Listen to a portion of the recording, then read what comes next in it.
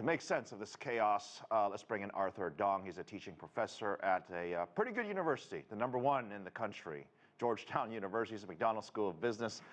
Good to see you. I'm a little biased, but let's be honest, this market is driving everybody nuts. I don't know if you should be selling. I don't know if you should be buying. It seems like no matter who you ask, somebody's afraid of something. And what does that tell you about the psychology of investors, both regular people and also the professionals? Yes, thanks, Phil. It's always a pleasure to be on the show with you. Yes, the market, I mean, is continuing to head in a downward direction. In terms of thinking about the trajectory of the overall market, we are in a period of extreme volatility, and this volatility will continue into the fourth quarter. Much of this having to do with the U.S. Federal Reserve, as core inflation, most recently reported, is still, trending above 6% in the United States. And this is one of the key concerns of investors as well as policymakers here in Washington, D.C. How do you go about tempering and sort of moderating the degree of demand in the economy? And the only way you can do that is by resorting to higher interest rates. So as interest rates continue to remain high, there is a sentiment on Wall Street that the Fed will have to maintain higher interest rates and perhaps even install another sort of interest rate hike in order to try to arrest this very, very troublesome inflation that the United States and its consumers are facing. Arthur, I don't know if you heard our last guest. We had a guest earlier talk about oil prices, and I had asked him, where does he see oil prices at the end of the year? Because that leads us to this question: is he says oil prices are going to be higher, which means what, $90 to $100 a barrel again, which is terrible for us, because if we're trying to bring inflation down and the price of oil is going up, only bad things are going to happen going forward. And now I'm confused because I thought we kind of got a handle on inflation.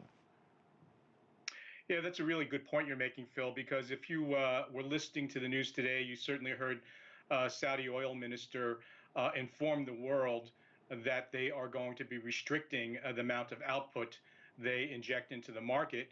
And by so doing, of course, that's going to lead to higher oil prices. Oil prices and energy factor into everything we touch and use. And so therefore, this is, in a sense, unwelcome news by the Biden administration, and certainly unwelcome news to Wall Street investors. You know who's a winner in all this? I was home discussing with some family members, let's say, who were looking at fixed income opportunities. And you can put your money at a bank, or you buy treasury bills and get, say, 4.1, 4.2, 4.3%. If we get close to this 5% number, it's going to be good if you're a saver, but it sure is going to be terrible if you own a lot of homes, because those prices can't possibly keep going up. They're all going to drop significantly, because if you can make 5, 6% in the bank doing nothing, why would I want to buy any rentals or invest in anything for that matter? It just takes away that huge investment card. And I got to think we haven't seen the beginning of the impact of these higher rates. Absolutely. And what you just described is actually explains the broad sell-off in the bond market year to date. If you're a bond holder holding a bond that offers you a lower rate of interest, and as you could say, as you just said, you can go into the market today and invest in something that's going to yield you 4.5%. Well, that means if you're holding a bond that offers a lower rate of interest, you're going to have to sell that off at a loss. And so therefore, absolutely affects broadly many aspects of the U.S. economy. Home prices are already starting to feel the impact of higher interest rates. A mortgage today is trending over 6%. 12 months ago, you could have got a mortgage for half that price. And so all these things are going to have, impacts both in the immediate term and the intermediate term in the U.S. economy. But you know who this also really hurts too? This hurts cities, water districts, counties, states, and the federal government, because they borrow a gazillion dollars worth of money. And when they borrow money, they have to pay interest rates. So when the interest rates go up, essentially you're taxing yourself. What's the Exactly. what's the impact is this going to have on national debt?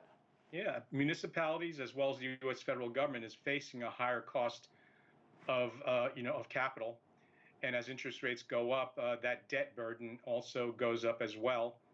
And so, therefore, the impact it's going to have an impact not only here in the United States, but you're also seeing an impact across the world. Why would the U.S. want to do that? Because you're really hurting yourself. I get the let's crush inflation, let's demand destruct everything, but you're really going to hurt a lot of small communities across this country by doing so. There are very few policy tools that the U.S. Federal Reserve has, and one of the most effective policy tools in order to moderate inflation is the use of the interest rate structure. And so increasing interest rates is one of the few ways in which you can, again, temper demand and thus bring down prices across the board. And so the United States is certainly going to suffer a little bit of pain in encountering and dealing with this inflation, the inflationary impact that's being felt by most Americans today. Arthur, very quickly, give us a little preview of, it's the first week of October, a little preview of what the fourth quarter, are we going to see the same volatility most likely, or is this going to get a little better? Yeah, I think the market's going to tread water. You're going to have instances where the market accelerates one day and then the next 2 days it goes down.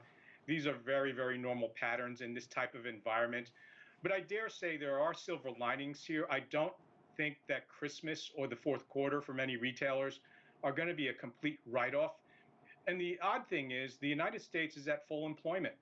And there are, for every unemployed American in America, there are 2 available jobs. And so you look around and you still see help wanted signs, across the board. And so long as people have jobs and a paycheck, that will continue to support the economy and demand will not collapse. And so stores and retailers have a tremendous amount of unsold inventory.